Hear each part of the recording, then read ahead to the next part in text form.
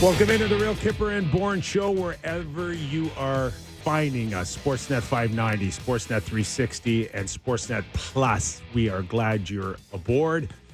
And if you don't catch us live, always remember, download us wherever you get your pods and text us at 590-590. We'll get Sammy to say all the good stuff you want to say about us. It's a great day to text us. As I said, Nick Kypreos, Justin Bourne, Sammy McKee, the Leafs. Oh, and Derek Brandale and Frank the Tank again. Oh, my goodness. Not forget those guys. Yeah.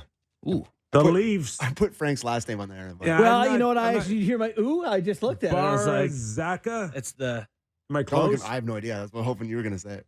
Baraska. Baraska. Yeah. Love it. So you put that Frank on for the me, and you he's don't actually the even bazooka. know how to pronounce it. Nope. And you just Correct. That's what hang happened. me out to dry. I mean, you're a really professional host, Kipper. I thought you'd be able to handle that. Not even close. The Leafs back on the ice after two days off. And those 2 days, I was told they needed those 2 days to assemble whatever they brought home from the IKEA. You know, you can pay someone to do that. I didn't know that was an option, but apparently, yeah, someone will way. come build it for you. Now, it's just my guess. And I don't know. I've never asked you guys before. But my guess is, JB, you would be unbelievable at assembling that stuff. Oh, God. And Sammy would absolutely suck at it. Well, you got me between the eyes. Yeah. Oh, my God. I'm My a wife- nightmare, bad. Chip. Oh, no, that's no, not I'm the your word. thing? My wife won't even let me in the room anymore. Like, it's all her. Maybe it's just a guy thing. I rush too. a step, and then you can't go back, and you've missed. It's Yeah. just. I have to give my wife a shout out too. She's excellent at it because she's got good patience. Yes. She can like Read she's- the she- instructions. I'm just like, oh, this is going. I've never That's probably how it goes.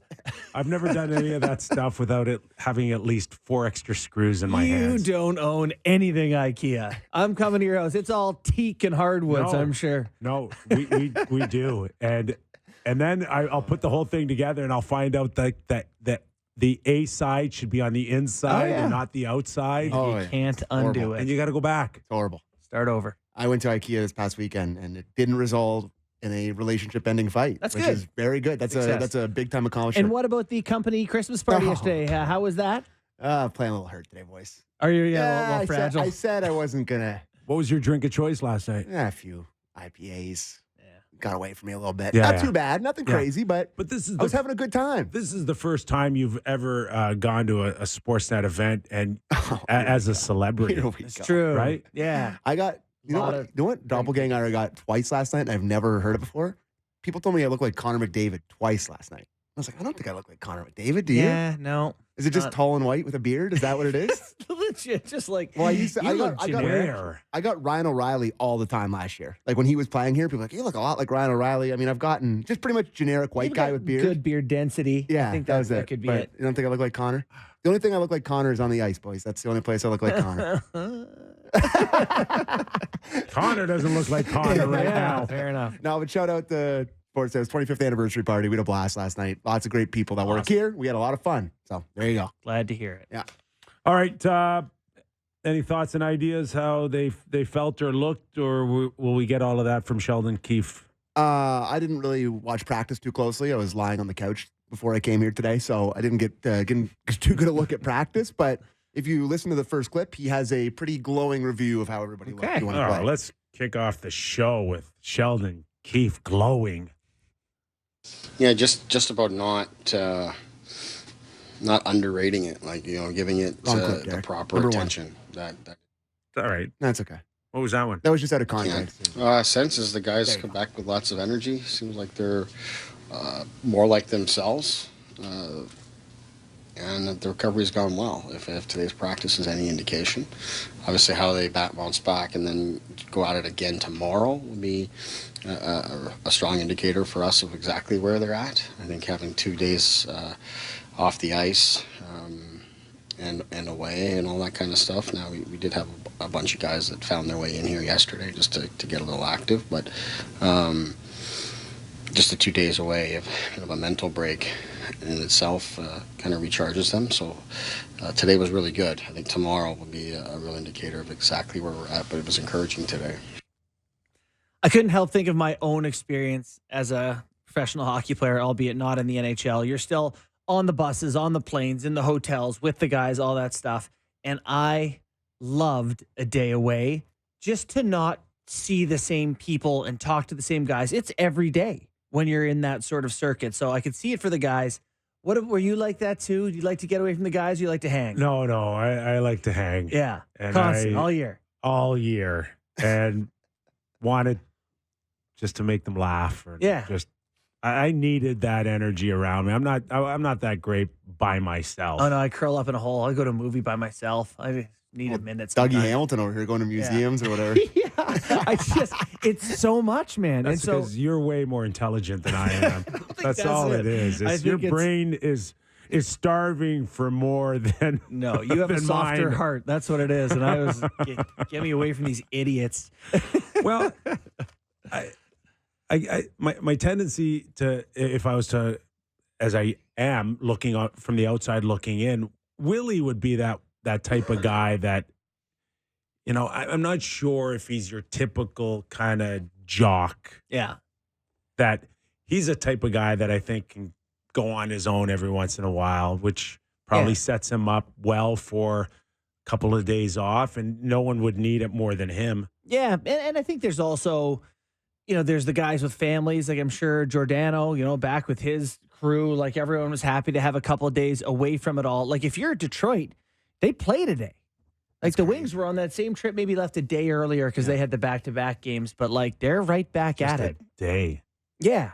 And so it would just feel to me, if I were them, you're doing the jet lag and time change and changing your sleep cycle, you arrive back here, and now it's like we got Jack Hughes tonight. And you mentioned it, and we mentioned it the other day, that like it really set up as best for the Leafs, right? There was just nothing that suggested that they hadn't thought about this real closely in terms of, if we're going to do this, what's our best case scenario, and we're going to ask for it, and we're going to get it. Yeah. No, it's very generous in terms of what they've got coming back here, and obviously what they had over there too. So, as you mentioned, only seems fair, if you're going to get us to go over there, and they should take advantage of it on Friday. At the end of the trip with Matthews, I think he had a quote where they were talking about the trip. He's like, "Yeah, looking forward to seeing these. I've been seeing these guys a lot. Yeah. Like, after that long of a trip together, it's like you don't have any me time. Really. No, you're in the hotel, and you're always together. Team meals, just like these big round buffet tables where you sit with the same meatballs. But, I think it's pretty good to hear that, even though it's two sort of, I guess, mandatory off days, that they go back there. They're like one day off, they're like, I got to go back in there and just, mill about, take my stick, hit the bike. To see what Kip's been up to. Yeah. You could get your 2 days off. You could square away everything with your sleep doctor, but there are no guarantees on how you prevent a dip when you return. Did you know? Do you want to, what's the Guy Boucher thing? Guy Boucher was the coach of the Ottawa Senators in 2017, 2018, and they went to Stockholm. I think it was the first games played outside of Canada outside of North America since 2011 or whatever. They were over there, and they came back, and I think they lost 12 of 13 games after coming back. 12 of 13. And they kind of stunk. They weren't they were kind of flailing at that point or whatever. I think that was the season with like the Uber video that came out. I forgot about that. Yeah, like Who was that in the Uber? It was Duchesne, and it was DeMella. Like I forget the crew, but so I think this trip, when we all talked glowingly about how incredible it was, I think that's going to be measured against this next stretch of games. How it goes after it. So true. You come home and just like fall apart. It's a different type of trip in retrospect. Yeah. So we want to play the Keefe clip too, talking about that. If you want, we can react off of it. Yeah, just about not underrating it, giving it the proper attention that it deserves, that it's a real thing that you have to manage, and you can't just expect the guys to push through and grind through without us being really smart and deliberate and doing what we can to take care of them. So how we've handled the return, coming home Sunday night, and then the last couple of days, just letting them sort of find themselves and get what they need out of it. And then just be mindful when we're at the rink here today and tomorrow. And, we have another funky start time on Friday. That's, will be it's not a regular game day routine, so it's a lot like what we had in Sweden in that sense. But just be really purposeful about what we're doing and give them every opportunity to bounce back. So yeah, the science guys, like all like the sleep dot, this is just their Super Bowl. They're they're having meetings. They're justify my salary here. Dusting off the PowerPoint. It's like, here we go, baby. It's time. Just don't get lit up 3-0 in the first period. They need an effort more than anyone else in the Leafs organization. Justify what they've done here. And they avoided the back-to-back in Sweden, but they won't this coming weekend with Chicago and Pittsburgh Saturday night. Good thing, though, the 2 p.m. start is 8 p.m. Sweden time. You know, their bodies can't claim that their body clocks are too far off. So. Oh, yeah, that's like game time in Sweden. What does occur to me most out of that Keefe clip is the word deliberate. Like, we're being very deliberate with, like, respecting the trip and, like, what it could have done to the guys and all that. So they're paying real attention to it, which I think it's typical of coaches to go, play through it. You're fine. Buck up. That's kind of how I feel. Well, of course. I mean, these guys, it's like they weren't, flying coach. It's like they're in like a plane. Yeah, it's you're like the guy who says jet lag's not real. World-class meals on the flight. They got all the room in the world. They're not 6'5" and coach with their knees up to their chin like me. It's like it's important to respect it. I get it. But these are 25-year-old elite athletes, boys. I can tell you though, you can overdo it sometimes. Agree. Right? And where you're putting it in their head. They're going to be all messed up. We know the gazillions of dollars MLSE has over most of the clubs. So what you end up doing is putting it back in and creating these new divisions and thinking you're doing something that's helping you win.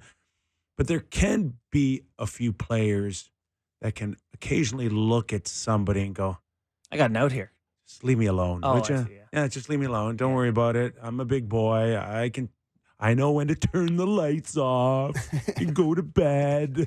I mean, you can overdo it a little bit. Not knowing Ryan O'Reilly very well, I wonder if maybe there was a part of him that sat there and said, yeah, I don't want to be micromanaged. I don't think the Leafs have this many more guys and this many more. Are you kidding me? Listen, Rich Rottenberg is their strength. He's involved in the staff. He's not just the sleep. They don't have a sleep guy. They got people that tell you how to breathe. I think that's overblown. I don't think that's the case. I wanted to pull up their staff page. Remember we pulled it up the one time? It's massive. I know. They have like just 300. There's like 25 go get their people. Payroll and take a look at what they created. It's a city in itself. We can figure this out. We know people in the Leafs organization. I'm just saying that sometimes you can overdo it a little bit with some of the players. Yeah, they got a lot of people. They got a lot of people. A lot of people. I did at least 4 scrolls there. Like I was just a long It's list. fine if everybody's okay and they embrace it, but see the shrink coming down the hallway.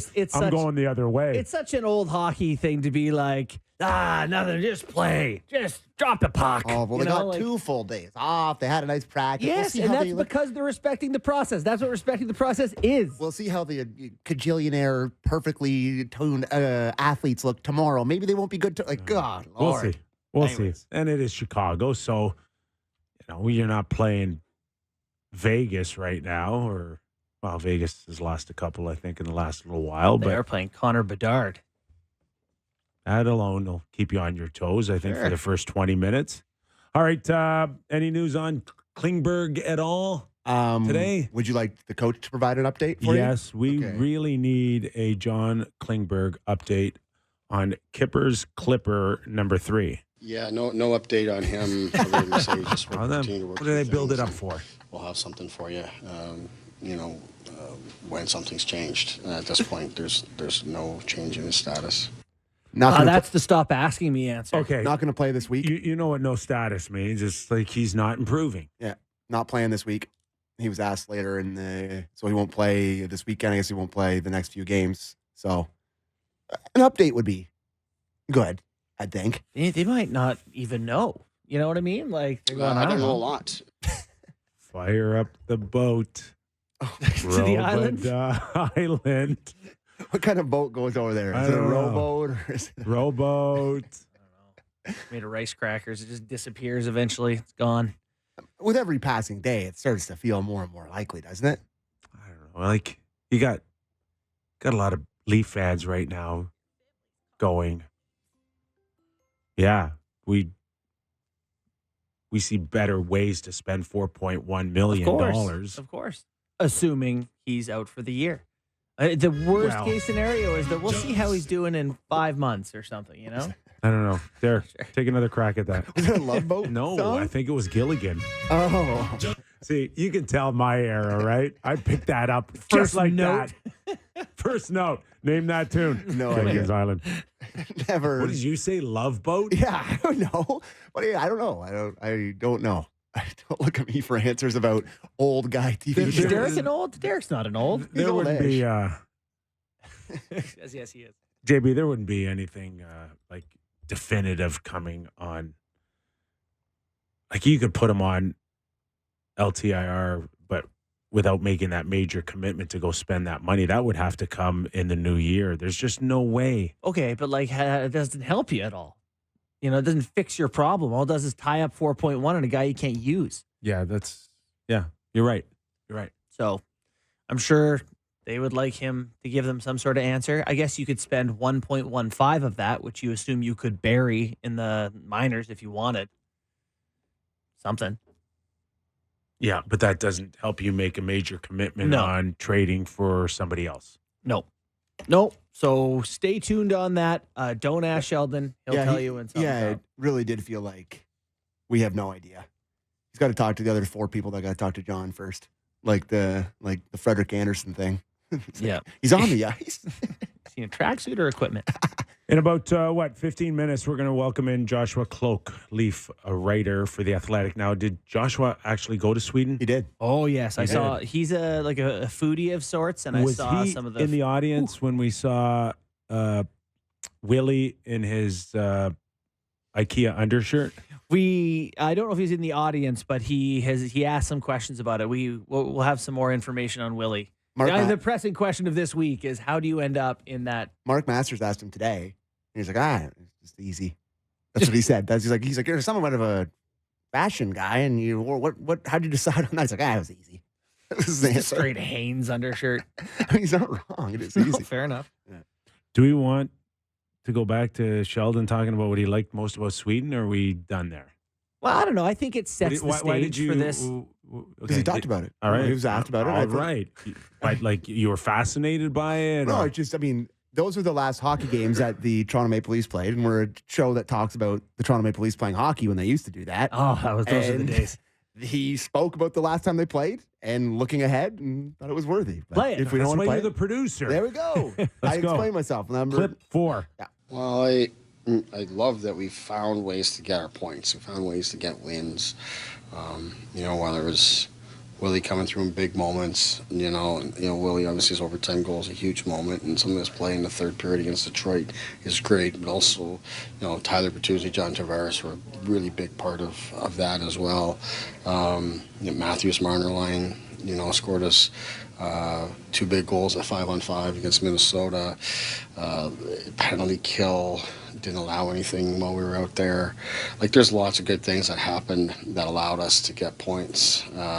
So that was really good. We didn't play our best hockey, that's for sure. But a lot of encouraging signs of how the group pulled together at big moments to make sure that we got our points.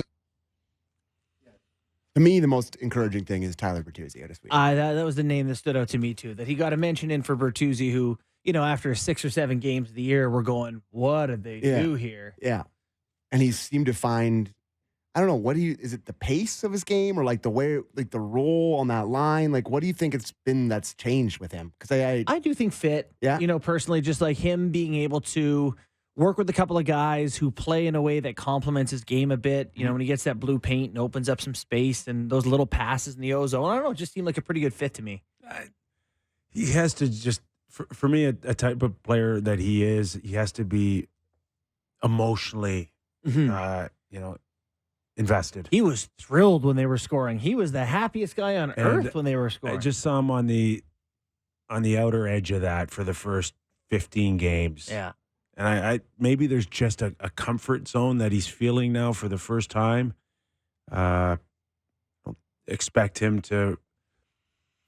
If anyone envisioned 85, 90 points out of him on a line with Matthews and Marner, that's just not going to happen. But can it be 67? 20, 25 and 30? Would you take 55 points, 60 points with that physicality with the other stuff, yes. of throwing a Justin Hall Yeah. against the boards and stripping the puck off and bringing it in? Like you that, know, he physically, that's a hit that you wouldn't necessarily have saw from Bunting. Bunting would probably have to steal the puck, but he physically could not push Justin Hall like that, like Bertuzzi. That's the upgrade that I saw going from a Bunting to a Bertuzzi. And they're just three strong guys. Like, in the O zone, if they get into that O zone, that line can be effective. If he can help them play in that end a little bit more, that would help too. But yeah, it seems to be there for him on that line anyway. Okay, let's take a quick break, and then we'll welcome in Joshua Kloke and talk a little bit more Swedish hockey with him. You want to talk net guards? Okay, what was net guards for? Well, there's guys wearing. Gio's wearing them. Yeah, there's a bunch of guys that. Gio has never looked more like a North York men's league guy than he looks like. I've played Italian against guy Gio like 10 times a week. We got Keith. We don't have to play. I put it No, in there. let's play. You put it in, Sammy. Oh, I don't boy. want to ignore your clips, Here we go. even though some of them are useless.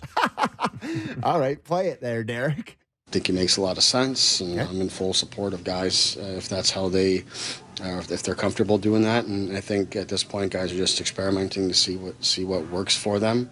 I think it's a very personal thing, especially when we're in the midst of a season and guys, performing at the highest level with lots of pressure and expectations and such that, are very particular about their gear and stuff like that. But I think the more players that do it, obviously makes them safer, and I think sends a really message to young people, that is an important piece of equipment, that those that are not playing at the highest level and are not playing with the same level of expectations or pressures, that safety should be the utmost priority. Perfect. I heard a guy giving his guys an out too, saying the right things, but also saying, guys are playing at the highest level, in particular about their gear. This is the way it should be. It's there. It's available.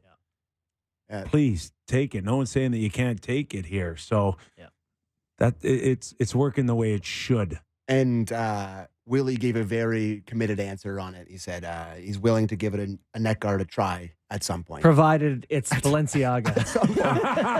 Versace. Yeah. Apparently they brought in 3 different types of net guards, and they were all able to try all these different ones. And that's the smart way to do it. My Like, you son's give got them a Bauer options. $9.99 one from second time around if they want. All right.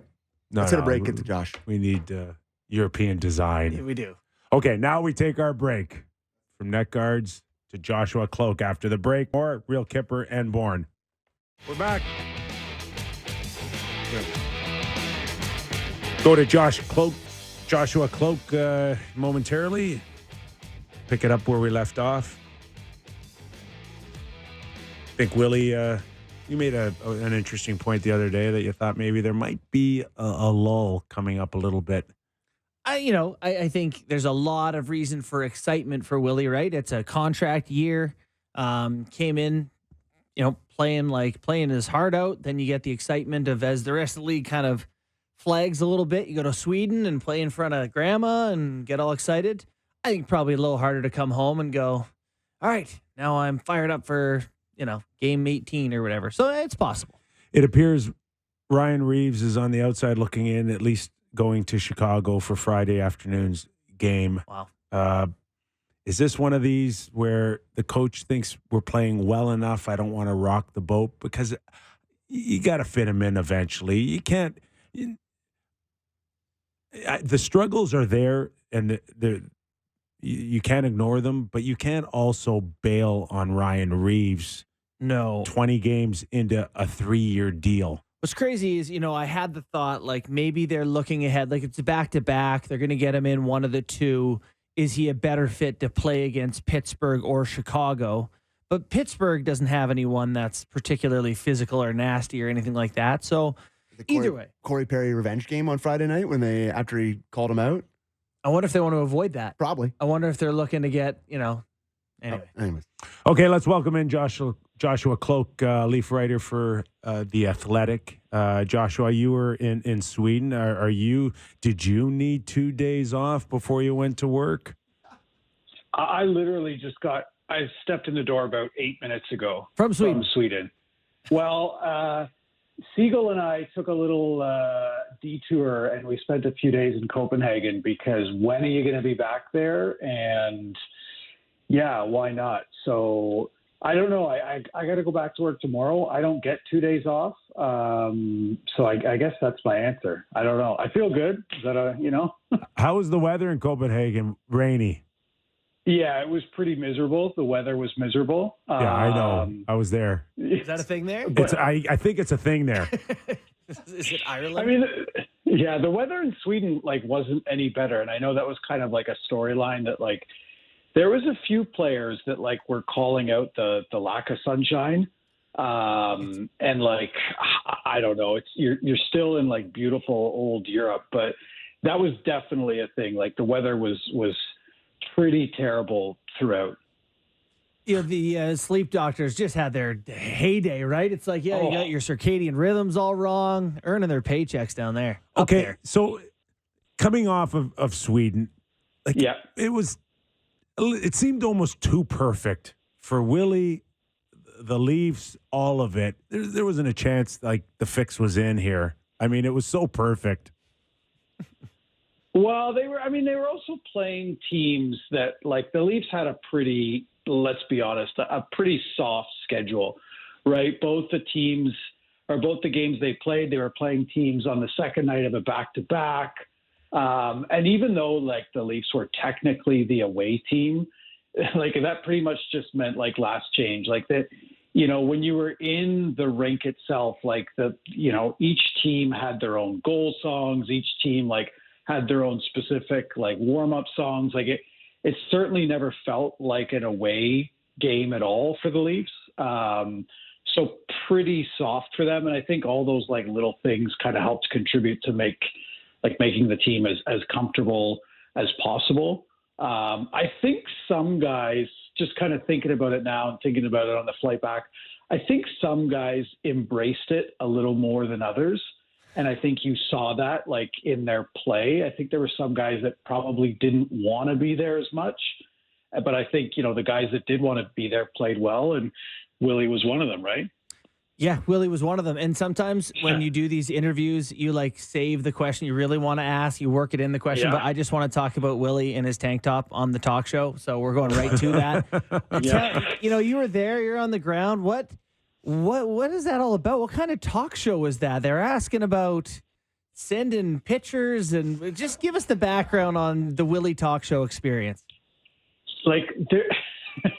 I'm laughing because I'm kind of, as soon as I kind of saw it unfolding, I put myself in the shoes of the Leafs and MLSE PR people. And I just wondered how fast their hearts started beating and how tense they were getting. Watching Willie get, you're right, essentially groped by a senior citizen who was calling him a strong, groovy man. It was, and there was, they were playing this Never Have I Ever game. And if they had done it, they had to take a drink. And they're asking Willie about, having relations with fans, sending nudes. This is stuff that would be earth-shattering. Imagine. We're asked but it's okay, right? It's okay because it was a reversal. Imagine us presenting that, though, to Leafs PR, though, that we wanted to have Willie on to ask those questions. Imagine. I don't think you'd see or you'd even get an accreditation paper ever again. It wouldn't even be a consideration. But to me, this was Willie going full Willie, right? Just embracing the moment and being the kind of guy that I think he's been building towards for like the past few years. Like we've always kind of known that Willie likes to do things his own way and he kind of lives outside the box. But when you saw him being as comfortable as he was, you got an idea of just how massive his star power could be. Like, don't we want more NHL players, making these kind of appearances and being honest, being genuine? Like that's what my takeaway from it was, is like, this is him. Like, if that's what being a star is in Sweden, he lapped it up. And I think we're really seeing Willie Nylander become the star that, honestly, I think he's always kind of been destined to be. And I really think we're going to look back at, this Sweden trip. And honestly, man, like that talk show appearance as a turning point in his career is like, this was the point where Willie became a bona fide NHL star, right? So does that mean now we're going to see him on breakfast television with the same undershirt? Like, is that what's going to happen here? What's the equivalent here? Is it following him back home here in Toronto?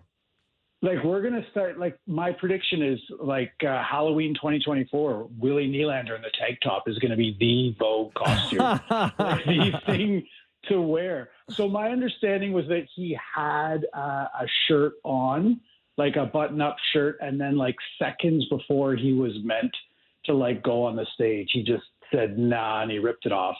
And he went on stage in a tank top. Went for the romance novel cover look. I want to pick up on this feeling that you have that he is he's gone to another star level here. So does that mean that the Leafs are now forced to sign him at all costs here? I mean, weren't they always forced to sign him at all costs? Like, right? Like, I mean, if going forward, like, John Tavares is not going to be the player he was a few years ago. Like, you're going to legitimately need Willie Nylander to compete. Like, he's gotten better every single year. And I don't know if it was the tank top that, is going to force Brad Treliving, into a corner here. I don't know. Like, I've always thought that the Leafs were just, they had to sign him at all costs. I mean, how much do you think his price tag has gone up, like, after Sweden? Genuine question. I thought prior to Sweden that he's making an argument to be paid in the top 10, and if he doesn't hit Pastrňák's number, he can hit the percentage that Pastrňák has on Boston. Yeah, and I just think that if you are Willie Nylander's camp, you can build all of this into your argument, right? Mm-hmm. You can build the fact that, like, you now have another, like, actual star that you can use to literally to sell tickets. Because the bigger Willie Nylander gets, the more he's, like, not going to play fourth fiddle anymore. Like, he's going to become the guy that kids are going to want to go see. He's going to become a face that the Leafs can sell even more. That's going to drive his value up too. I don't know. There was probably a case to be made that it was in the 10 million range before the season. I don't see how that's going to be possible now. Just got a groan from McKee. Are we done on Willie Kippy? Right. Can I move on? Anywhere you want to go, pal. All right. I want to talk about the Leafs defense. I wrote about their defense today. Imperfect, I would say, but they've done a decent job of keeping pucks out of their nets. What are your thoughts on what's going to happen here with their depth pairs? It's been Benoit, it's been Lagesson, they got Timmins coming back. Like, is this what it's going to look like for the Leafs leading up to the trade deadline? Probably not, right? Like, Lagesson and Timmins and Benoit, these are all just, like, nice, fine players, but this is going to sound cliche, but, like, nice, fine defensemen, like, don't get you to the third and fourth round of the playoffs, right? I genuinely think Brad Treliving went into this season with upgrading the defense as his biggest priority. And I think he was, I don't know if unhappy is the right word, with the defense heading into the season, but he was pretty adamant on making changes. And I think, the health of John Klingberg has forced his hand even more. It wouldn't surprise me if we see a drastic change to the Leafs blue line relatively soon. right? I think Brad Treliving is really feeling out the market and seeing what he can do. I think he needs to get, an answer one way or another on the health of John Klingberg before he makes a pretty big deal. But I mean, the Leafs blue line, I think, we can argue is probably worse than last year. And, again, Treliving was pretty clear heading into the season that, he's big on defensemen and big on big defensemen. And that's a priority for him when building out his team. So I can't see this going on much longer, because if you look at, and I know you kind of wrote about this, but if you look at the biggest change from this year's Leafs to last year's Leafs, it's just how much more porous they are defensively. Mm-hmm. And that's something that is just unsustainable, especially when you get into those, the dog days of the season when guys are getting tired and Austin and Willie go cold for a bit, and you can't outscore your problems. This is just such a major area that needs to be addressed. And I have to imagine it's a real priority right now. We're talking to Joshua Kloke, Leaf writer for The Athletic. Do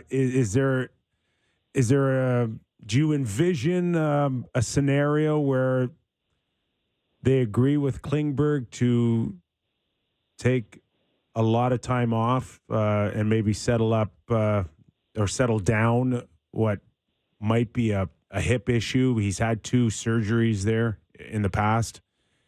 And maybe it's another scenario where we see a guy disappear only to reappear after the trade deadline or the cap and the depth in the playoffs. All of a sudden, he's somewhere to be found. I'm grimacing because I've never liked that, but the rules are the rules, and the rules are there for people to kind of take advantage of them. So it's possible. What I can say is they're certainly laying the groundwork for that to happen, right? One of the most interesting things that we took away from Sweden was Sheldon Keefe, and I'm sure this has been on Kyper's clips, Sheldon Keefe essentially saying it's trending in the direction of John Klingberg's injury becoming serious and long term. So you can see they're kind of setting people up for the understanding that this is going to happen. I don't know. What I get from talking to John Klingberg and being around him is that he really wants to play. And I don't think he's going to be one to go quietly into the night, because if this is, and I'm not saying this is it, but if this is the end or the last chapter of his career, it's not a great way to go out, right? You guys are both players, that players want to keep fighting as long as they can. So it's difficult. I guess the thing that sticks with me, and this is a little bit of a non sequitur, but I've been thinking about it a lot in Sweden. It's kind of concerning to me though, because either, the Leafs, when they signed John Klingberg, they didn't know about this injury, and that's, concerning, or they knew and they signed him to over $4 million a year anyway, which is equally, maybe more concerning. Yeah. I don't know where you guys are at, but I think that's something that whatever happens here, if John Klingberg doesn't play, again, I do think we need to ask some pretty hard questions about how the Leafs even got into this situation, right? No, those are really good points. It's one of 2 things, and either outcome is was the right amount of due diligence done, and certainly worth asking. You mentioned that, he wants to play. He will not go quietly into the night here. Another guy not doing that, Ryan Reeves. He's a guy who is going to be heard from again. He's got a 3-year contract and hasn't played here in a little bit. I'm not sure if you spoke to him in Sweden at all or where his head's at, but what are your thoughts about, as of right now, it doesn't look like he's slated to be in on Friday as well. Where is this heading with Reeves and the Leafs? Yeah, I had a conversation with someone about Reeves and this upcoming weekend, right? He's probably going to play one of those games in a back-to-back, right? Bobby McMahon has been fine. He's been kind of as advertised. Hasn't scored yet. That's what we really need to see. But it's been better. But I figure he's going to get into one of those games. I guess, the sentimental side or whatever of me thought there's no way Sheldon Keefe would put him in the lineup against a Kyle Dubas team. Like, I don't know. There's something about that, playing Ryan Reeves against, the Kyle Dubas Pittsburgh Penguins on Saturday. That doesn't make it. Yeah, I know. I thought he was going to get in on Friday. Doesn't look like it. I don't know. It has been very, very quiet around Ryan Reeves' stall, which is quite different than it was in October. He was just a hub for attention when he got here, right? And not in a bad way. Like, he was always willing to speak, which isn't something players in Toronto always want to do. He always had things to say, often had quite music. Things to say. Right. Is he still controlling the music? I don't know. I can tell that things, and we've all been around dressing rooms. Sometimes you just get a gut feel. You can certainly feel that Ryan Reeves is kind of understanding what he's gotten himself into and how different, the reality is come November than, September and preseason, when it's all about, punching guys and flexing when you come out as a Maple Leaf for the first time, right? Things look very, very different now. His stall is a lot more quiet.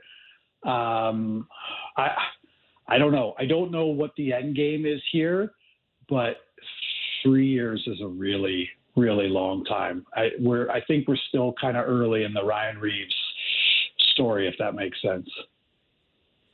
Yeah, I don't disagree at all.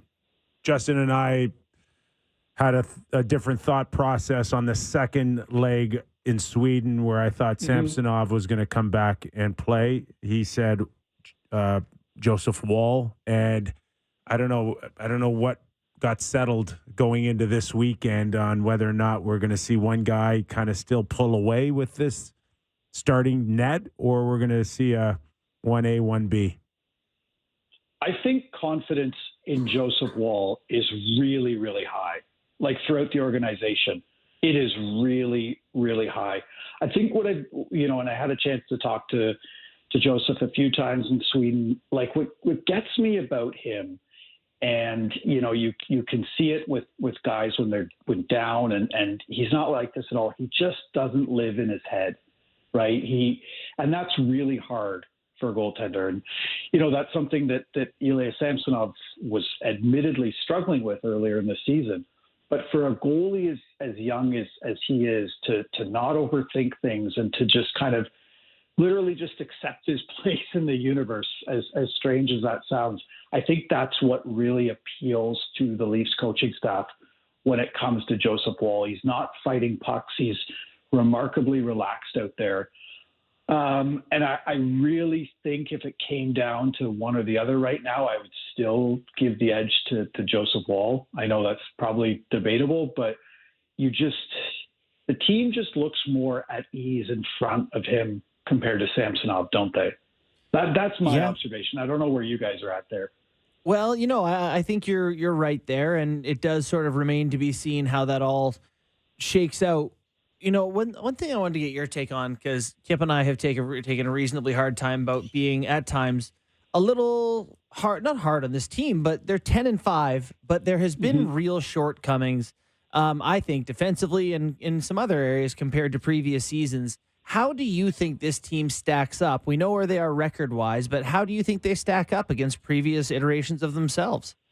Yeah, not as good. I was really, really high on last year's team because I thought they put all the pieces of the puzzle together, if that makes sense. I thought I don't know, I get criticized for believing too much in this, but I'm just a big believer in so much of the off-ice component and how much that matters. And I think they did well to just figure out the synergy of the room. You had some real A1 humans in that room with Alex Kerfoot and Justin Hall, and we can debate what they would do on the ice. Yeah. But you just felt a harmony in that room. You felt that everybody understood their place. And I'm not saying they can't get there. I still think the Tyler Bertuzzis and the Max Domis of the world are still figuring out their place. They've been better, for sure. But the Klingberg and the Reeves stuff is just hanging over them. And, even the additions they made at the deadline last year were just really A1 humans who understood, like Noel Achari is a perfect example, right? And I just don't know if they're there yet. I don't know if the team has really kind of come together, and that takes time. But I think we underestimate just how big of a turnover this roster actually underwent. And I don't know, my faith in this team to, I don't know, it sounds silly, but like work for each other. It's not there yet. It could get there, but I don't know. I don't see that yet. And maybe that is based too much on, just being around these guys and just trying to communicate with them as humans. But I just don't see it yet. And that's why I'm not on as high on this team as I was the 22-23 team, if that makes sense. Hey, Joshua, we thought we were going to get you on a Zoom call at the last second. Is it true you canceled because you realized you're coming right off the very handsome Henrik Lundqvist on a Zoom call? That's partly true. Here's a little too much information, but I'm one of those guys that as soon as I get home off a flight, everything goes in the laundry like within 30 seconds of getting home. It's even worse for me. It's even worse than that. So that's why I had to call an audible because I have we thank you for that. Yeah, of course. I'm here for you. All right. But so that's where I'm at right now. Well, All we right. appreciate your time either way. Great stuff. Josh, Anytime, thanks for guys. doing this, man. Yeah, take care, guys. Joshua Kloke from The Athletic does a terrific job covering the Toronto Maple Leafs. Let's face it, he's a half-chewed caramel compared to Henrik Lundqvist. Well, we all are. I love the idea of the walk in the door, though, and just gear off. Much like the... So he told us that he did the hit naked? Is that what he just said? Like Willie.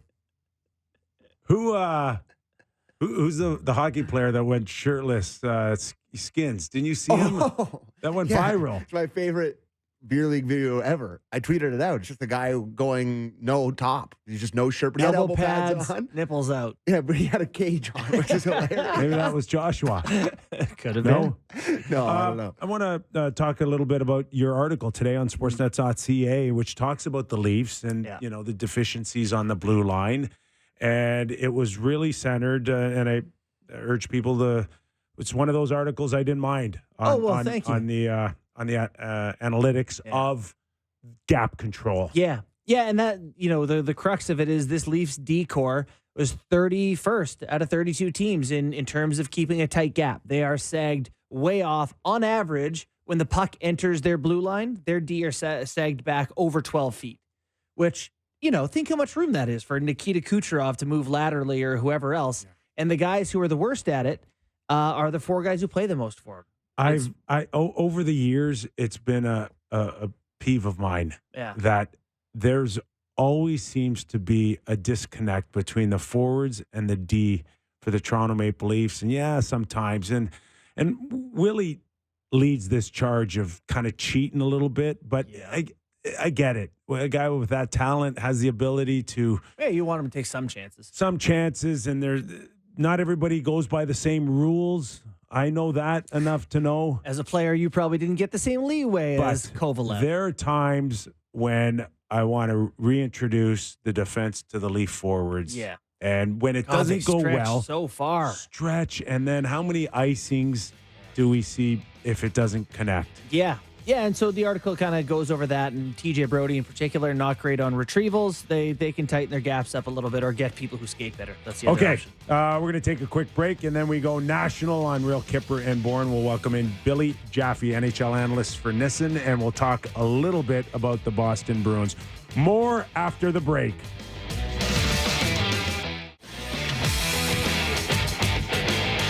Welcome back to Real Kyper and Bourne. I feel like Garth in Wayne's World when they come back when Wayne's not there and Garth is just panicking in front of the camera.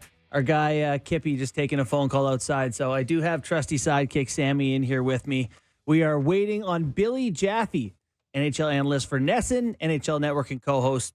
Chat a little bit about one of the hottest teams in the NHL. Sammy. Hey, buddy. What do you think about that? I love the Garth. Do you remember that? Yeah. Hello. And Kippy has arrived? How'd you guys do? I don't know. I think okay. I made a Wayne's World reference. Second this week, actually. But I'm grooming you. Yeah. Step by step. You give me 30 You know seconds I'm there. close to retiring, and Are you'll be you? taking over the real Bourne and Sammy don't show. look at me. No. Not you, huh? But yeah, we were just kind of setting up the Billy Jaffe interview. The Boston Bruins, obviously unbelievable record, President's Trophy favorites once again, and kind of what's going on there. A lot of hockey tonight, boys. Still no Leafs, but 15 games, 14 games, a lot of good ones. It's nice to see them getting back in action. Big night down south of the border. Isn't this like the biggest drinking night of the year in the This States? is the biggest party night of the 365 in the U.S. Yeah, maybe you see a former fling down there. You go to the hometown bar. Yeah. You know. Thursday is going to be real interesting with 3 football games. Yeah, we're covering those, right? Yeah. What are your How do we not? Lions takes? How do we not? Like, somebody's bringing a turkey in. Are you not? Just a whole turkey. Sammy, you're the producer. Did you get a Swiss chalet gift we the got other day? we got football. We got our show Yeah. to prepare. Yeah. Yeah. So there you go. Yankee, thanky. Love it. I know we're going to talk Boston Bruins, but how big of a story is it that they've lost one game up until now? Like, who saw that coming? Well, certainly not Leafs fans who had this pegged to be the year they were going to lose everyone of substance and it was going to be a lot easier for them. But, I mean, they're blowing the league out of the water, boys. I mean, the only team that really can hang with them statistically is the Canucks, but they're plus 23, this Bruins team. 7-0-1 at home. Just continue to roll. And a lot of that on the backs of their unbelievable goaltending. Swayman, Allmark off to similar starts to last season. And Bruins in Florida tonight to take on the Panthers. Ooh, buddy. First round matchup. I mean, last year obviously, and they're both red hot. It's gonna be that's a good one. Bruins have given up 37 goals against, the fewest in the NHL. The Toronto Maple Leafs have given up 22 more than that, 59 in the same amount of games played. So. When we look at the Atlantic Division, we're seeing it pretty much the way it has run, but Florida is the one that's stepped up. We've looked the last few years at Tampa, Boston, and Toronto. Yeah. And this was supposed to be the year that it was going to change, right? With Detroit, Ottawa, and yet it appears it's still the same, but Florida has now thrown this wrench in by turning into this late season horse last year to maybe one of the favorites when it's all said and done. Yeah, I mean, good Lord. They're another team who at home is running away 7-1 at home. They've won a couple straight. And then the additions of getting Ekblad and Montour. Really, Florida is a legitimate force this season. And yeah, if you're a Leafs Did you fan, like Montour? I do like lot? Montour, yeah. I mean, he played a God. ton for them last year. Could have stole him. Oh, a if we while really ago. No. His tweet, Kip. God, people won't lay off it. It's forever. We got Billy Jaffe, but Okay, well, we'll talk about that. we'll get to it. Now, People give can go me away. the opening. Did you mention that our show is brought to you by Bet365? Did you get that in? Oh, I didn't know that you had to do that. What do you need here? What do you need? Here you go. There you go, pal. Oh my God. Well, you got I'm one not right handing there. you the steering wheel ever You've got again. your own lineup. I'm taking mine for it. All right, let's welcome in Billy Jaffe as they get ready for a big rematch, Boston Bruins and the Florida Panthers. How are you, Billy? Gentlemen, it's fantastic to see you. I'm actually coming to you guys from the beautiful city of Chicago as the Bruins and Panthers are on TNT tonight, locally or nationally. I mean, so we've actually got the night off. And we ran here for 2 days for a quick family Thanksgiving, a rarity, an in-season trip, Kyper. It's great to see you guys in your studio. Looks awesome. Yeah, thanks, pal. Is this a game that the Bruins, despite their record, despite leading the Atlantic Division, say that we need to send a message? Well, I think after the other night, Nick, losing the game to Tampa with what they tied it up with like 4.5 seconds left, and and then they lost it in overtime. That I think they'd like to get back at it. And I think because of what happened in the playoffs last year, even though they have played Florida once so far in Boston, this is one that I think they would like to have. And the other thing, Nick, Kyper, they got the dads on the trip. And I know they're pros, but they gave up the lead with their dads there. They couldn't have been as happy as a flight. I'm sure it wasn't awful, but the quick shuttle from Tampa down to Sunrise or Fort Lauderdale, maybe the elbow room wasn't as fun, given that they only got 1 point instead of 2. Yeah. Well, great to see you too. Glad to get you on Zoom for this. This is great. We've been talking about the Bruins and trying to make sense of them not going away. We do a lot of Leafs talk here, and the Bruins are supposed to get worse at some point. Who is stepping up in the absence of, the loss of Bergeron and Krejci? Oh, well, Justin, it's awesome to see you too, but I'm glad that things are going so great for you. I would tell you that, look, it starts with the goaltending. And that's what is so amazing about this team is that really, last year the goaltending was good. I actually think it's better this year, Borny. I really do. I think it's better between Ullmark and Swayman, the way that the tandem works, the back and forth. And by the way, I'm going to jump the shark a little bit here. Jim Montgomery has already been asked about, would he go more tandem down the road? He's getting that hypothetical question, and he's already said, sure, he would do it. So I think, unlike last year where they went with one in the playoffs, assuming the Bruins make the playoffs this year and both guys are healthy, I'm assuming they would start with a tandem. But the goaltending has been great. That's the bedrock of the team. Then you have awesome defense in front. You've got you got a horse in McAvoy and you got a horse in Lindholm. So you got one of those two guys on the ice for about 24 minutes a night if need be. The other guy who's really stepped up on the back end this year, in my opinion, is Brendan Carlo. Justin, I think he's had just an outstanding year. Specifically up front, the two guys that have really filled the void down the middle are Pavel Zacha, who looks so confident. He really does. And he can play wing or center. But the other guy's Charlie Coyle. Now, we are so early in the season. Who the heck knows where this is going to go? But Charlie right now, Coyle is trending upwards of 72 points, I believe. He's on that pace, maybe give or take 1 point. But, this is a guy who, 54 points was a big year for him. So if he's going to get 60 to 70 points, that's a big difference. And that helped fill the void. As far as this tandem is concerned, to me, Swayman looks like a guy that's just busting to be a number one goaltender here. He's at that age now where it still may be a little early because sometimes these guys don't hit their mark till 26 or 27. But he's he's a restricted free agent after this season. He makes 3.4, so collectively $8.5 million doesn't look horrible. But this guy wants more. There's no question. Knowing goalies the way I know goalies, and this guy's going to want to be. He envisioned himself a $7, $8, or $9 million goalie one day. Will he ever get that opportunity in Boston? Where does this finish for these guys? Well, very fair point. Very and good question. Both Kyper. He's younger. He's 6 years younger than maybe 7 than Linus Ullmark. Linus after this year would have 1 year on his He's 6 years. Yeah, he'd have 1 year left on his contract. As you said, Sway got a 1 year deal this year with ARB. He had ARB eligible rights, and it's a 1 year deal. He does want. There's no question that he wants a big deal, and he'll get one. He absolutely will. I can't imagine that there wouldn't be discussion about it if the Bruins have success this year and Swayman has a stellar year, that maybe he would, get more. And they even if they gave him a big contract and they wanted to go with both goalies after this year, Kyper, you would know that one guy's got a long-term deal and the other guy has a deal that is expiring. Could they live with that for a year? I guess maybe they would look for an option, right, to move one of them. I can't imagine that there haven't been a couple of teams, in particular one in the province of Alberta, that hasn't, if they haven't actually called up the Bruins, they've at least kicked tires, I would imagine, or internally discussed it. What would it take to get one of the guys? Listen, Swayman has come back with a purpose. He's always been mentally strong, but physically, to me, he looks even stronger. And technique-wise, Kyper, this year, his rebound control.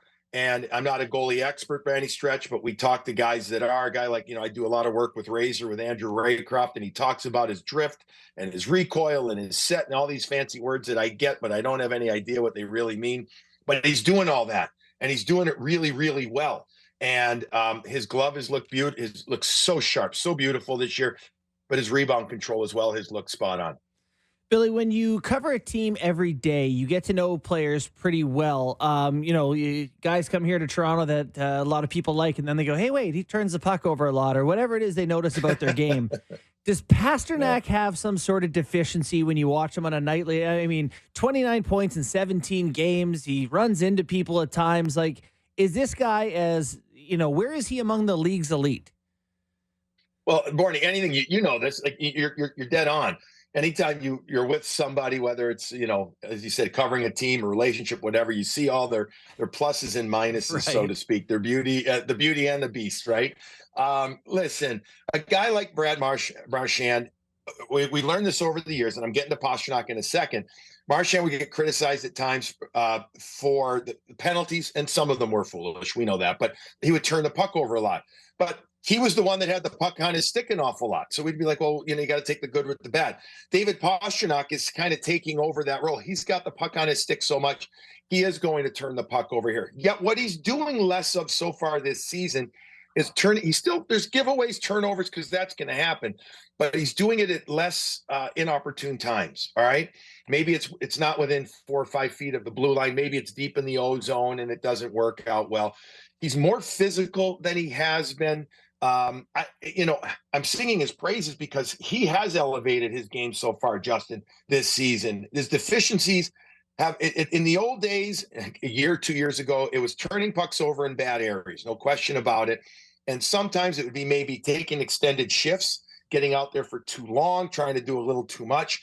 He's really matured an awful lot. And I do think, Justin, that he really took to heart, knowing that Bergeron and Krejci weren't coming back, that he was likely going to be wearing a letter on his sweater, which he is, along with McAvoy, both alternates or assistants to Brad Marchand. And I think it's matured him an awful lot. I do. And I think we're seeing it in his game. Every once in a while, again, we haven't seen him really do it at all. I was going to say take a long shift or maybe try and do a little too much. But I think he's got the runway now across, and he's one of the great players in the world now, Justin, that he can do that kind of thing. Speaking of Bergeron, there are some people out there that might think that he could be talked into. Are you okay, Sammy? Are you okay? That he could be talked into coming back, please no, for the back half of a season, and maybe his belief of the team taking a downturn might have been premature. Is there any world at all you see that could be a possibility?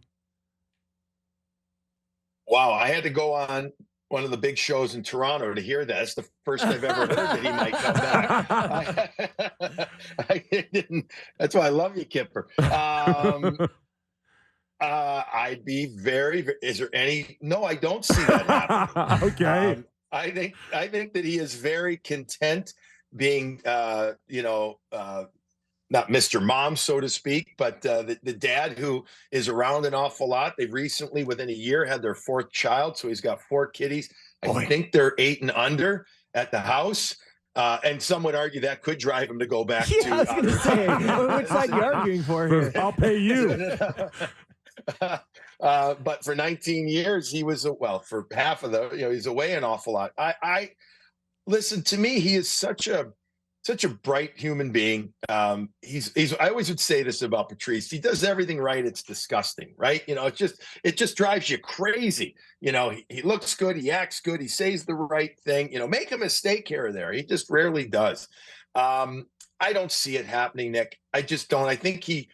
I just felt that he knew that it was the right time. I think he understands how much of an amazing career that he was able to have with one team. And while it would be staying with one team, I'd be shocked if he were to come back. I would, if only because this is a guy I think that really thinks things through. That's what made him a fantastic player, his cerebral nature on the ice. And he was able to translate that into instinctive things on the ice, right? Like he didn't overthink. He thought just enough, and he was a step ahead defensively than most players, right? He understood. We always talk about the offensive players have that great instinct where the puck is going to go. Well, I think the same thing is defensive for these guys defensively like him. He understood it. So I think his cerebralness, his thoughtfulness, I think he's very content. I really do. I think he's very content with where he's at right now. Okay, if they don't beg him to come back, where are the deficiencies? What does Don Sweeney need now to fill some voids to really have a true chance at beating the likes of a Vegas one day or Florida? Well, it's a thing that it's funny that we've all started to think about, and we're barely, 20 games into the season, because you say, man, this team, they are pretty darn good. What happens, rhetorically asking, with their third line center, who right now is a 19-year-old Matt Pastrňák?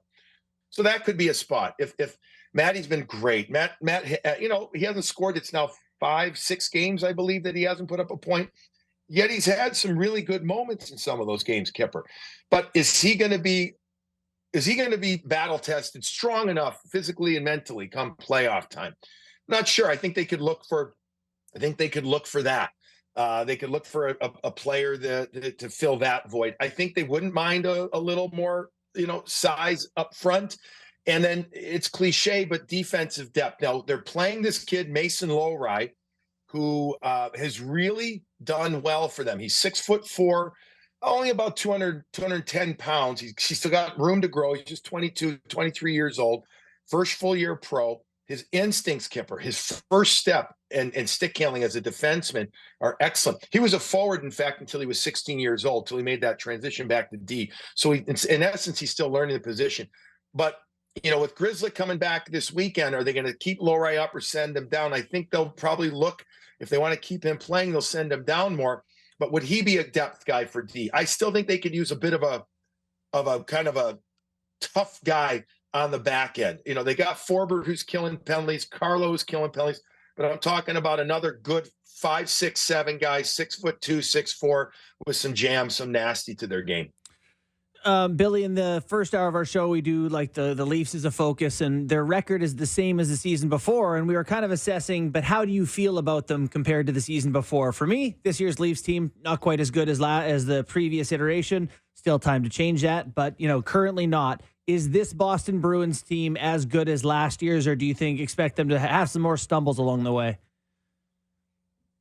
Well, I don't know. I mean, Justin, isn't that amazing? By the way, and I don't want to go too tangent here, but like many of us were thinking Toronto was not infinitely better, right? But they were significantly better for sure than last year with the moves that they made, which is just amazing, right? We all get kind of caught into that, and then you realize peel back the onion a bit, and you're like, holy smokes, they still have some significant issues.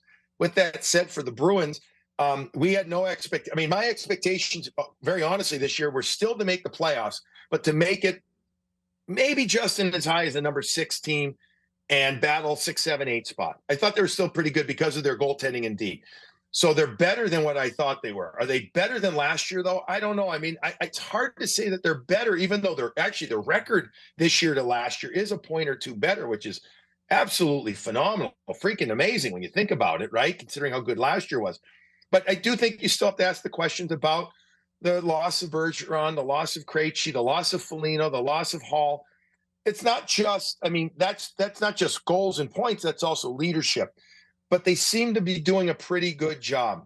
When it's all said and done, I think they're going to have a few stretches this year of 3-4 games. It's the normal reps, the normal routine of many NHL teams. Heck, we've already seen it from Colorado. We've even seen it from Vegas a little already this year. I think that is going to happen to the Bruins. So and it's not going to be the worst thing to happen to them, Justin, at all. I think last year, when it was all said and done, by not having any real troubles, that when they did get kicked in the gut in the first round of the playoffs, that they had a hard time bouncing back from that. So if they go through a few of these this year, which I do, long way of getting to say, I think they're going to have a couple of those, it's going to be okay. In theory, it should make them better. What's the over-under on how many Bruins challenge Matthew Tkachuk tonight?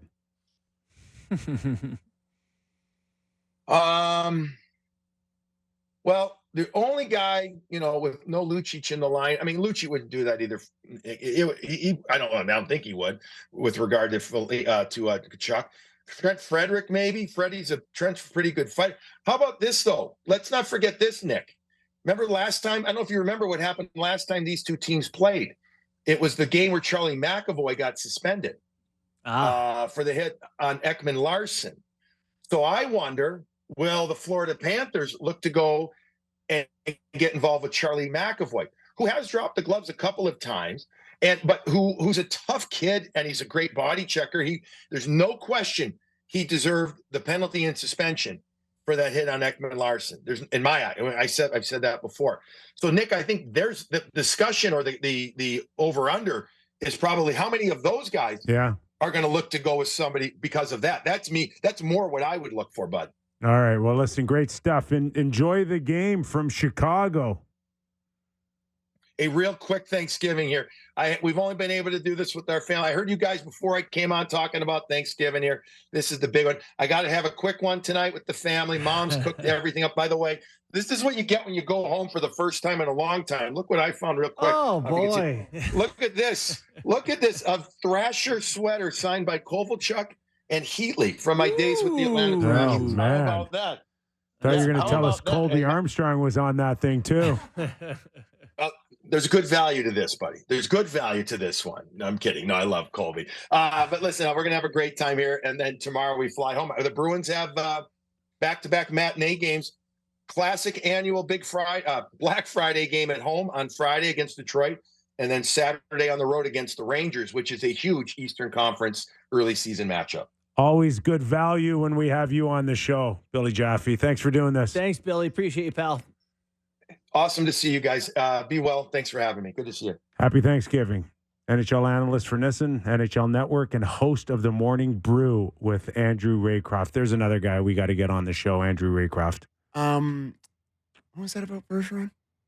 Would you like your jaw dropped? Let's say Sam has like the nightmare of like Bergeron doing a Rocky montage in like a barn somewhere, getting ready to return. It's like the glass smashing and wrestling. Oh God, is that Patrice Bergeron's music? He's gonna be in F3 position all night. No, you haven't heard that at all. No.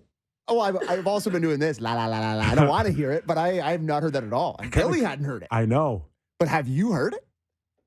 I've heard rumblings. Oh my God! Hey, listen, spend time with the family, man. It could be as simple. It could be as simple as someone in Boston just going, "Hey, Patrice, how you doing?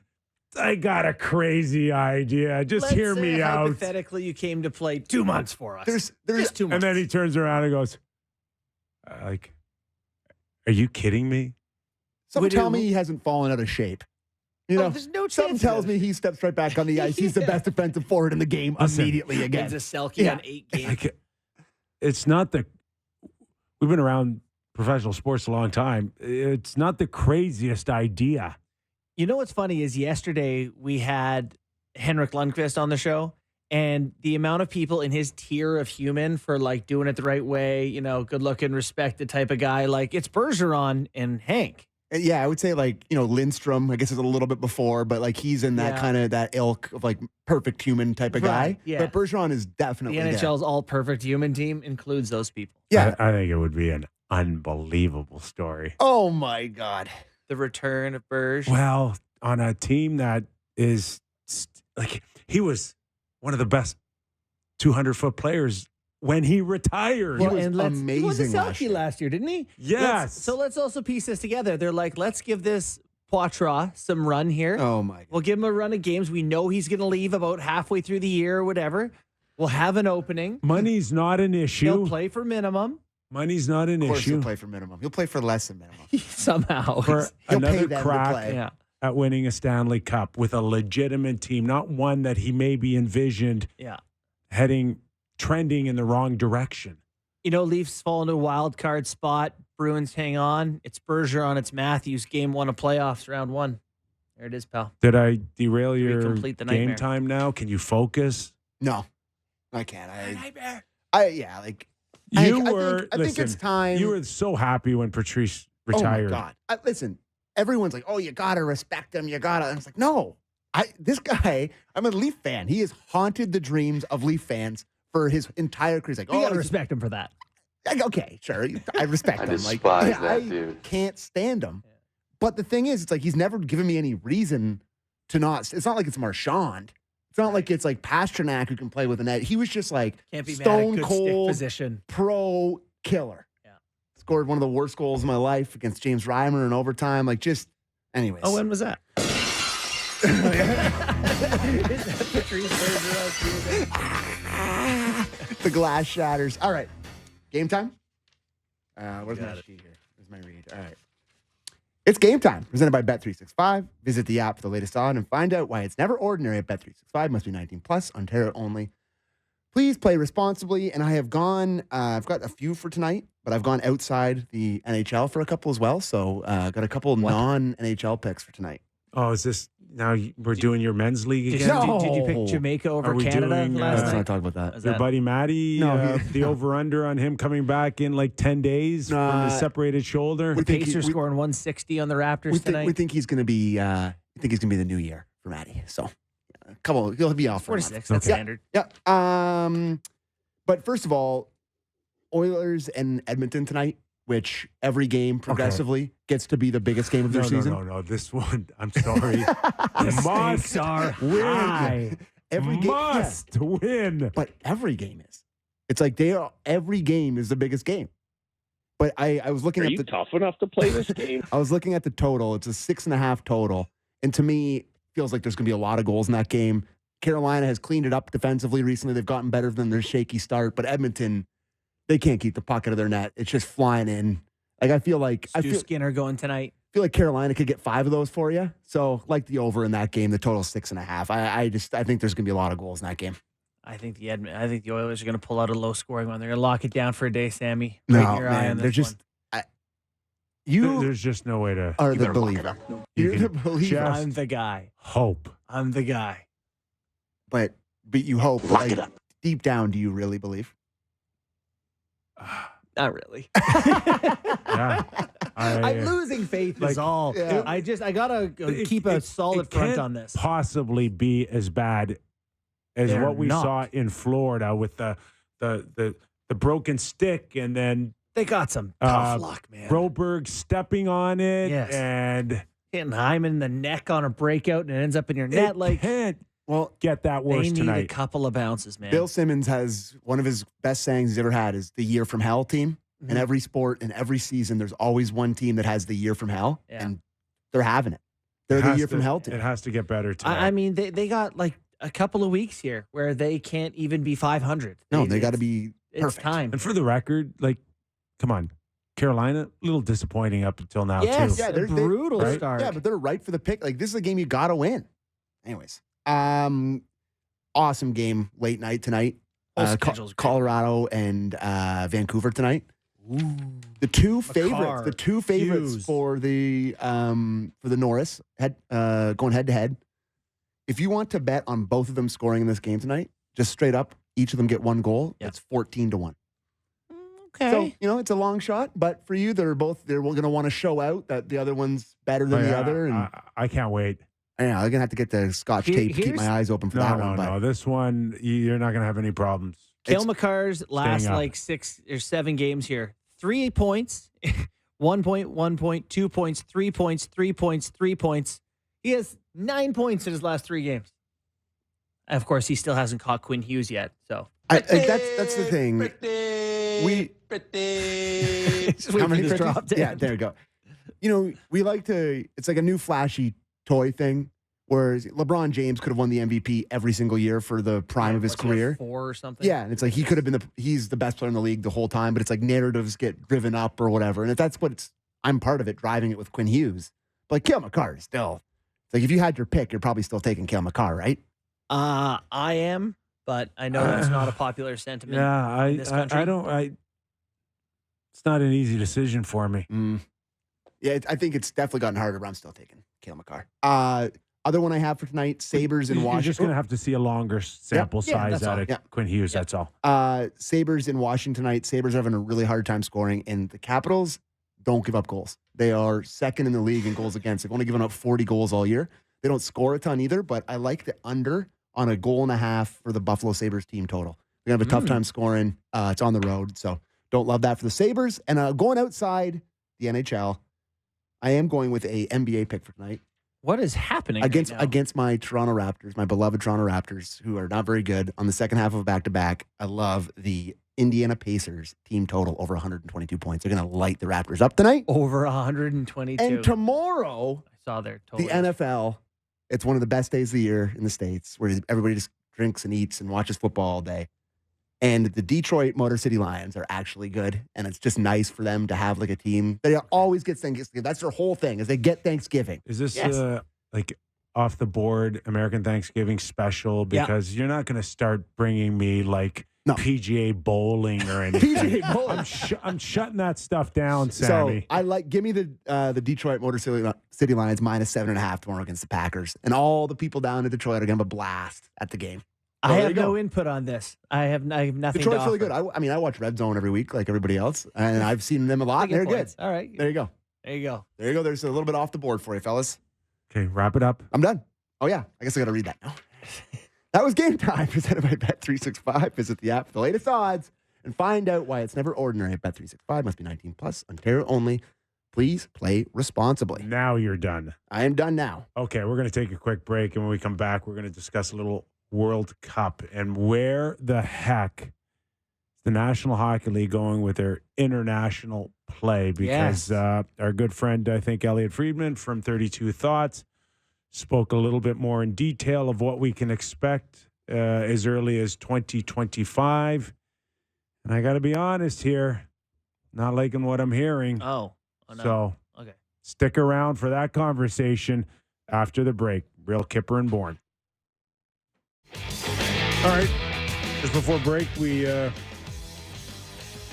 brought up the topic of international hockey in the NHL, and something that has been a struggle, I think, for both the NHL, Gary Bettman, and the NHL Players Association. Level of consistency has not been there since probably the late 90s. Yeah. And now we get word of a possible World Cup, if we can even call it that. Elliot Friedman on 32 Thoughts, I think, mentioned the possibility of 4 or 6 teams. Greg Wyshynski had a big write-up on it for ESPN down south. So, yeah, there's rumblings. So, really, the gist of it and everything that I hear is towards 4 teams. 4? Just 4. USA, mean Canada, 4? Sweden, Finland. Canada, Not a World U.S., Cup. Finland, and Sweden. The whole idea would be Canada and the U.S. playing in North America, and Sweden and Finland challenging themselves. I don't know, Helsinki. I don't think it would be Stockholm, but it would be somewhere. This is Sweden. the single worst idea I've ever heard. So how many teams do you need to make it legit? Well, listen, we're talking about Czechia not getting in, Slovakia, Germany, Switzerland. You could do Austria. Yeah. And the Russia thing. I mean, how are you going to have Draisaitl, Stützle, and Seider not play? Pastrňák. You're going to have them all excluded in this. It's insane. Well, yes and no. Okay. It's not great, but it's the best out of a tough situation right now. That's what it is. Do you do nothing, or do you at least try to do something? I see your point about attempting to do something. It's just maybe you don't call it a World Cup because it's just Well, it's not a World Cup. no. It's just No. a tournament. It's a Four with- Nations Cup. In fairness, yeah, sure, and it's the best hockey countries. So we're watching. Like it's going to be great. We are Watching, but we will watch, but it won't feed the beast of Connor McDavid for the Olympics. no, that is not going to be on par.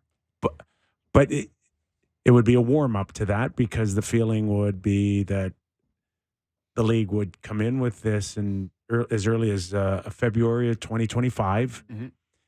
And then after that, they would get on a regular calendar of World Cups and Olympics. So you go to 26, Italy. Yep. And then 28 would be another World Cup. And then 30 would be the Olympics again, and now you're Good. every 2 years. Good.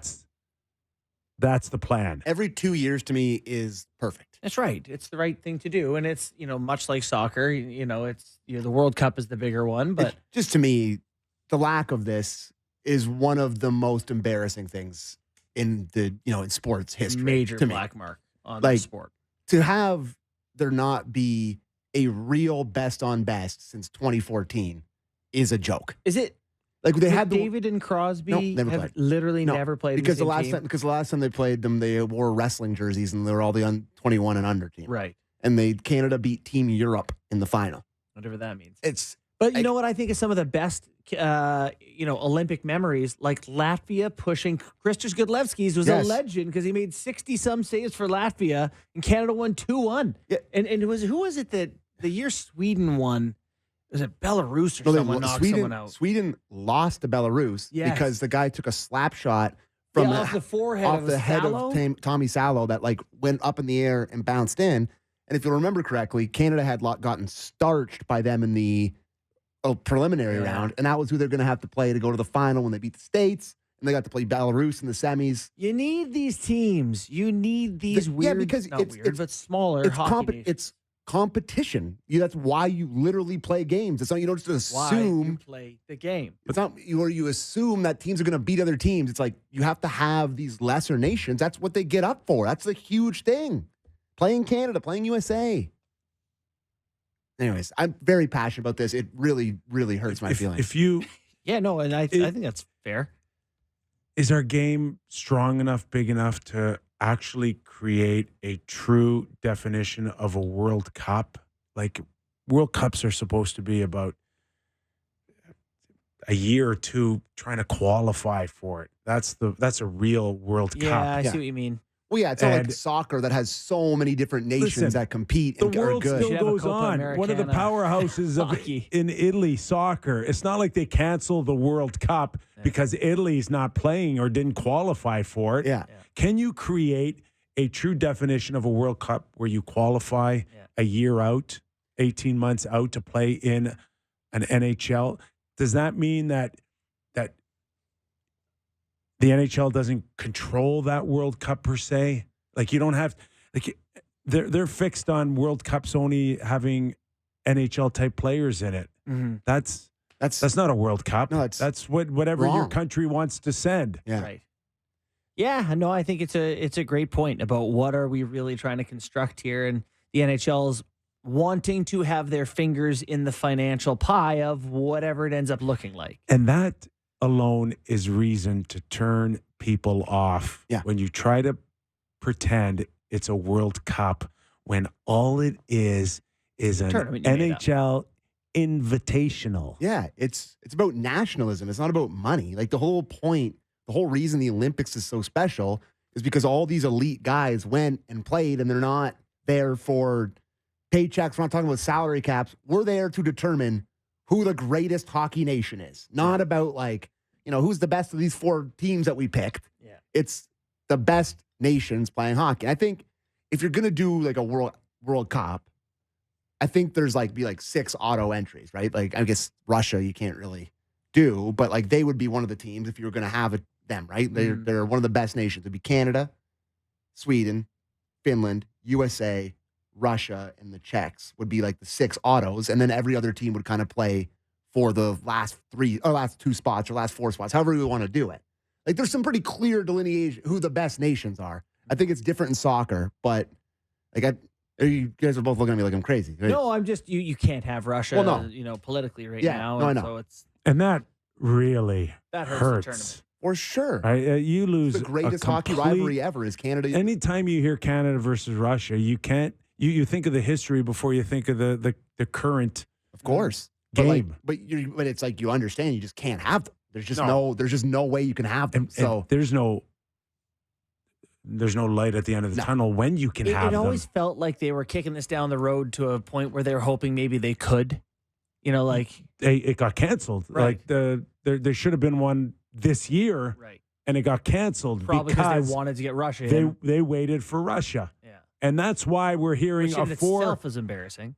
And this is why we're hearing 4 teams in 25. It's because we can't wait. We got to do something. Yeah. And please tell me we're all on the same page here that, like, 4 teams isn't great, but it's still going to be way better than Team Europe or Young Guns. Lord, I Please was tell I think me the that most vocal critic of that, ruining the whole premise of the tournament. I will say, although though, the one game against Sweden was electric. Oh, they played good hockey because they're good players. It destroyed the meaning of the event. Wonderful exhibition. Yeah, a few of our best players. Austin Matthews actually scored his first career goal at Scotiabank Arena in that tournament, which is weird. Great. Playing with Connor McDavid on the line. All right. And we remember, Sammy. Looking into the future for the Leafs. Jeez. Anyways, continue. Here he goes. But I derailed because I don't even remember what I was going to say. I think World Cups are. I think they're going to be a hard sell. The different location thing is so unappealing too. So you're forcing these 2 teams to play off and then presumably meet. That's the idea, I think. In Portugal to play or somewhere in the middle. I don't know. Just make it an ice in the middle of the Atlantic. I don't know. Playing a boat.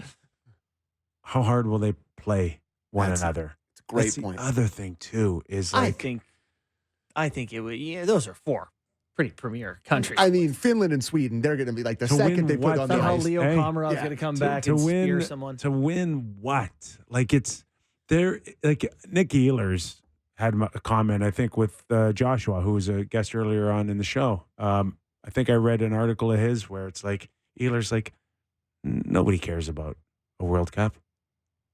Nobody cares. Really? Yeah. Okay. And I think even Drew Doughty went on record as like, Where is Ehlers from? Is he? He's Danish. Huh? He's Danish. Danish? Yeah. Okay. Yeah, he's Danish, I think. I'll find it here. But because he played with Freddie Anderson, I'm pretty sure, who's also Danish. Yeah, I think Denmark. You got it. It's just okay. You can't.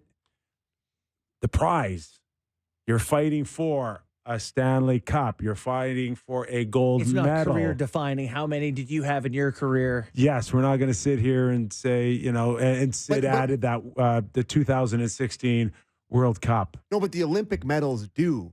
Like the gold medal is like something that's like. Oh yeah, that elevates you put on gets your you in the resume. Hall of Fame. You put that on your resume. Yes. It helped Henrik Lundqvist. For not sure. That he needed yeah, help, but like, I mean.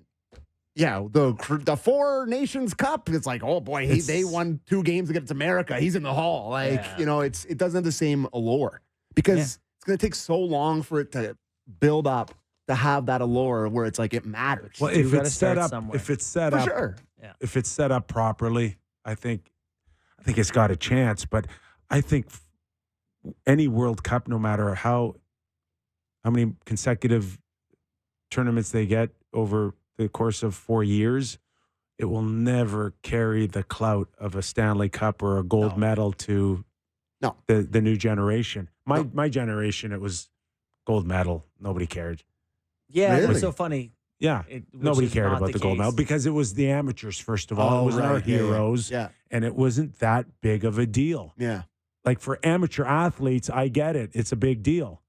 But not in the pro world when I grew up. But now, because everybody's had that history, and it started obviously in '80 with Jim Craig in Lake Placid, but it moved the Americans, the Billy Guerins, the Brian Leaches, the Jeremy Roenick's, and then once it came into fruition, I think our first one was 1998, and then Team Canada took over, Gretzky took over, Mario with the pass between his legs over to Joe Sakic. The no touch. You're gonna make me cry. The dummy, right? The dummy. Now it runs parallel with the Stanley Cup. Yeah, and it's funny, like that you mentioned just as an aside. That one meant more to me than like the Sid moment is like singular and incredible. But 2002 was the one that hit me. Yeah, that was like they both did clearly, but like that team and Joe Sakic coming down on Joe Sakic, he shoots at low blocker on Richter, right? Those U.S. teams in the playoffs. I wonder if you did ask the young kids if you have just one crack at winning the Stanley Cup or a gold medal. Not close. Cut by miles still. Not even. I would hope one so. Tournament, you win a cut. You win 4 games. I'm with you. I'm with you. I'm just not sure what the kids would think about today. No. Representing your country like that is kind of cool. Why the kids wouldn't? Because they don't do it. the kids would be like, oh, you can do that? Yeah. Like people coming up, it's like, how old was Jack Hughes in 24? I don't even want to know, but how old was Jack Hughes in 2014? He's not alive yet. He's probably like 4 years old. It's like there's a whole generation of kids that are coming in that have never even experienced it. Yeah. Like I'm 35 and I'm like, I was young when 2002 happened. It's like it doesn't translate anymore, and it's heartbreaking. Yeah. Especially because, it helps that we're like the best at it. And it's like this is kind of our thing. It's like we want to show that. Yeah. All right. But give me if they're gonna do the Four Nations thing, give me give me like a best of 7 series between Canada. Play a bunch of games. Canada, USA, best of 7 series, and then Canada versus whoever wins in the other one, best of 7 series. Love that. It's gonna best of 5. It will feel weird to shut the league down for 2 or 3 weeks to play for just 4 countries. Oh, okay. So sorry, it would actually affect the NHL calendar. I think they shut it down. Oh my God, that would. No. Well, I mean, I'm sure those guys would be like, I'd love to hit the beach. You can't. Well, Pasta's like, I'll head to the beach. Oh no, this isn't shaping up for a September thing. I think this is shaping up for a February. Really? Yeah. So then it wouldn't be a long thing. Then, so it would just be one game. Couldn't be best of 5. They just play a 3-game tournament. No, this would be. Final. I think you need to shut down for a while here. Wow. Yeah, this is multi games. Yeah. Overseas. So don't love it, boys.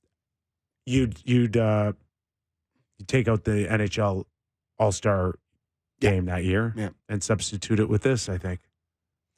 Yeah, okay. Well, I guess that remains to be seen because that sounds like a weird format. The NBA in-season tournament is a very different animal. Let me tell you, though, I will be poring over every millisecond of every game. I will be there. Can you explain to me why I'm watching basketball games with different colored courts? No problem. They're doing an in-season tournament this year. What does that mean? So they play a round robin. You have like a group, like you would have like a World Cup. Yeah. And then all your games within that group count towards your regular season record. And at the end of that, whoever comes out of the groups, they go to a week-long tournament in Vegas.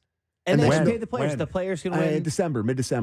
Was it $500,000 a player? Yeah, $500,000 a player. Yeah, so. And sorry, I spooked like a horse. I get my blinders on. Is this good? I actually love it. Yeah. Could the NHL do this? No. Yeah, maybe. Merrick could finally get his wish. We'll have green ice. We'll do different ice for the tournament games. Just, The purpose is of the different court is to show us and remind us that it's different. Yeah. Different vibes. Which I like. The Raptors are wearing like the OVO jerseys, the gold and black. Yeah. And it's done digitally, right? Like I'm not. What do you mean? The court? Yeah. No, they put a whole new court in there, bud. Oh, they put a whole new court in there. And you know what? It's not also, like green screen. Why do you think your season's tickets are? They got to put a whole new court. It's also painted and super slick, and guys are sliding all over the place and hate it. So there's that too. So it's like, maybe they should get Vancouver Canucks matted helmets to. Mat it up. I like it. Maybe no gloss finish. What are we talking? I don't even. But yeah, my take on America versus Canada and hockey. This is so confusing. Maybe no best on best because they may be better. They got lots of talent now. Yeah. Okay, how many more sleeps until the Leafs play again and we get hockey again? At least one. But at least we have 14 unbelievable hockey games tonight. Maybe they're not all good, but there's a lot of good ones. Sammy, you're going to stay up for sure. Oh, yeah. Okay, Vancouver and Colorado. Over here right now. Makar versus Quinn. Must see TV. All right, our thanks to Joshua Kloke in the first hour and Billy Jaffe on our national hour. We solve nothing. Nope, never do. Especially the World Cup. But we'll take it for now. And we're back tomorrow on the Real Kyper and Bourne Show. Enjoy your night, everybody.